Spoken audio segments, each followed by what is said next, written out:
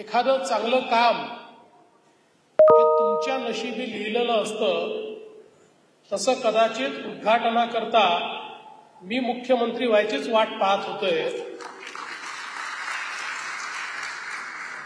आणि आपल्या सगळ्यांच्या आशीर्वादाने पुन्हा मुख्यमंत्री झाल्यानंतर या प्रेरणास्थळाचं उद्घाटन करण्याची संधी देखील मलाच मिळाली।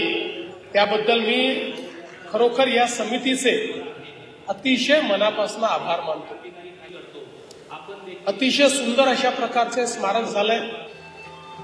ज्यावेळी मी भूमिपूजन केलं त्यावेळी मला देखील कल्पना नव्हती की हे स्मारक इतकं सुंदर असेल आणि विशेषतः या स्मारकामध्ये आमच्या सर्व जनजातीय नायकांचं चित्रण आपल्याला त्या ठिकाणी पाहायला मिळतं।